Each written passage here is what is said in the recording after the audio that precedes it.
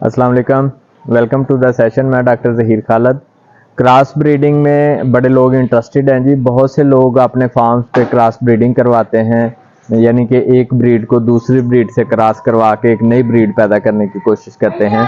तो आज के व्लॉग में मैं यही चीज़ बताऊंगा कि क्रॉस ब्रीडिंग जो है वो इतनी ईजी नहीं है कि आप किसी भी दो ब्रीड्स को पकड़ें और उनको आपस में क्रॉस करवाएं और आगे एक नई नस्ल बना लें। बल्कि क्रॉस ब्रीडिंग के लिए आपको प्रॉपर एक प्लान करना पड़ता है कि मैं इन दो ब्रीड्स को क्रॉस करवाऊंगा, आगे जो बच्ची आएगी उसको किस ब्रीड से क्रॉस करवाऊंगा, फिर जो बच्ची आएगी उसको किस ब्रीड से क्रॉस करवाऊंगा। थ्रू प्लानिंग आप एक ब्रीड को डेवलप कर सकते हैं और ये इतना आसान काम नहीं है, हेक्टिक काम है, टाइम चाहिए, इन्वेस्टमेंट चाहिए।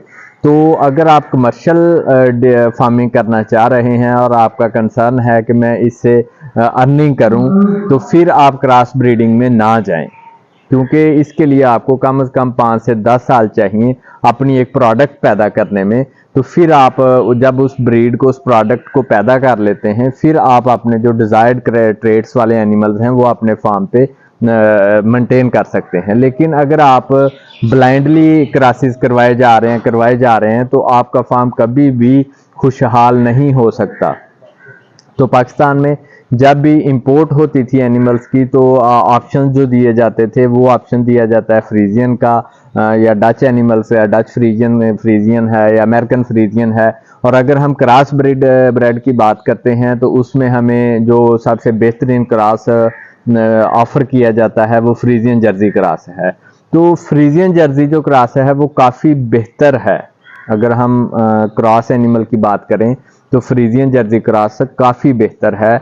उसके बाद सेकंड जो क्रॉस है वो है कि आप अपनी लोकल ब्रीड को फ्रीजियन रख के फिर मल्टीपल इंसेमिनेशंस करके प्रोजनी का डाटा मेंटेन करके लोकल ब्रीड से एक ब्रीड डेवलप कर लेते हैं, वो क्रॉस भी बेहतर है। लेकिन अभी मैं आपको एक ऐसा क्रॉस बताने जा रहा हूं जो कि सबसे बुरा क्रॉस है।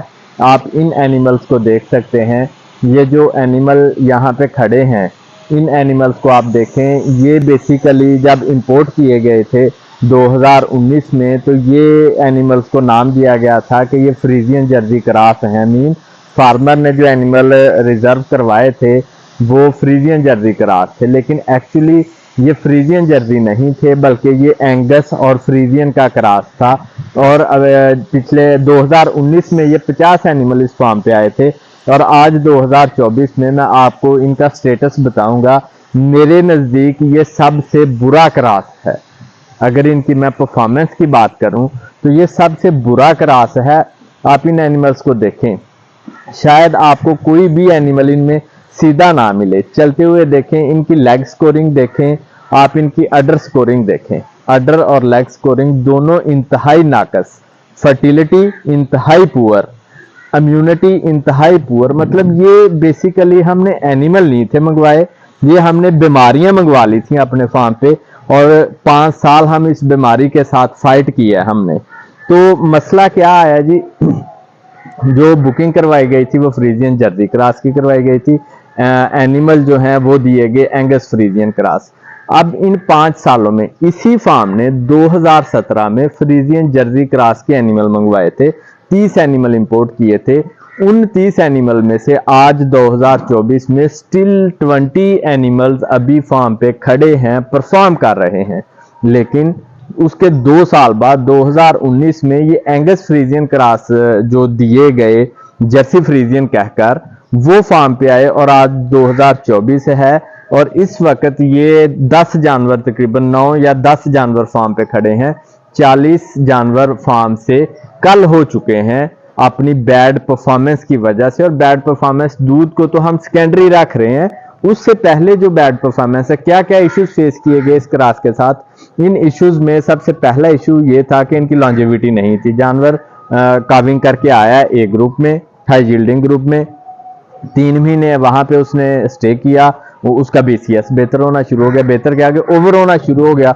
उसको हाई यील्डर ग्रुप से दूध को हमने सेकेंडरी कर दिया क्योंकि हमने उसे प्रेग्नेंट करना होता था। ए से बी में मूव करवाया, वहां 2 महीने उसने स्टे किया, वहां भी बीसीएस जो है वो ओवर होना शुरू हो गया। उसको सी कैटेगरी में डाल दिया, वहां भी BCS ओवर होना शुरू हो गया, और तब तक उसका दूध वैसे 4, 5, 7, 8 लीटर पे आ चुका होता था। मजबूरन हमें उसे उन एनिमल्स में शिफ्ट करना पड़ता था जहां हम जस्ट वीट स्ट्रा दे रहे थे रिपीटर एनिमल्स को प्रेग्नेंट करने के लिए, ओवर बॉडी कंडीशन की वजह से। मतलब 5 साल ये जो जानवर फार्म पे रहे हैं, एक ही फाइट चली है ब्रीडिंग को लेके कि इनका बॉडी कंडीशन कंट्रोल करें, ये ओवर बॉडी कंडीशन में ना जाएं।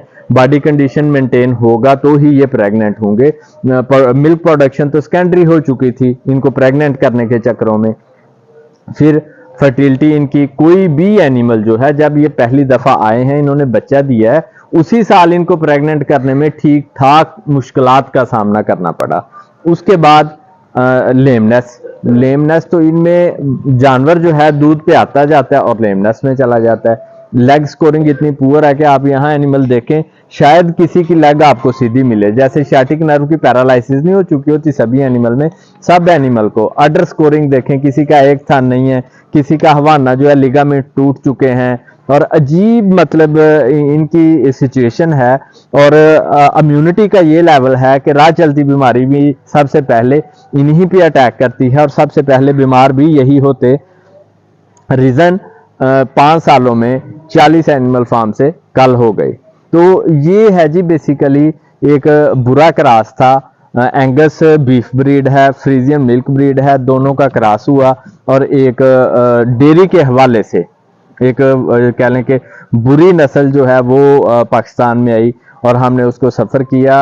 अब इनसे जो बच्चे आए फ्रीजियन का सिमर रख के, वो इम्प्रूव हो गए काफ़ी, उसके एड ऑन्स तो हैं, कुछ बेनिफिट्स तो हैं उसके, लेकिन ये जो 50 एनिमल थी इन पे जो इन्वेस्ट की गई वो खातर खा रिटर्न ना कर सकी। तो सो कंसर्न ये है कि जो भी फार्मर अगर वो क्रॉस ब्रीड पे काम करना चाहते हैं तो उसके लिए प्लान करें, ब्रीड सेलेक्ट करें, और वो 5 या 10 ईयर का प्लान होना है कि हमने किस एनिमल को, किस ब्रीड को किससे क्रॉस करवा के कौन सी प्रोडक्ट पैदा करनी है। ब्लाइंडली आप क्रॉस ब्रीडिंग ना करवाएं, वरना क्रॉस ब्रीडिंग करवाते करवाते आपके फार्म पे कभी भी फार्म जो है वो एक्सपेंशन में नहीं जा सकेगा। जितने एनिमल पैदा होते जाएंगे आपको उनका 30, 40, 50% जो है वो कलिंग में बेचना पड़ेगा। रिजल्ट क्या होगा कि 5 साल बाद, 10 साल बाद भी आपका जितना हर्ड था उतना ही हर्ड होगा। सो क्रॉस ब्रीडिंग करवानी है तो प्लान करके करवाएं, ब्लाइंडली क्रॉस ब्रीडिंग ना करवाएं। इसके साथ ही मुझे इजाजत दें। अल्लाह हाफिज।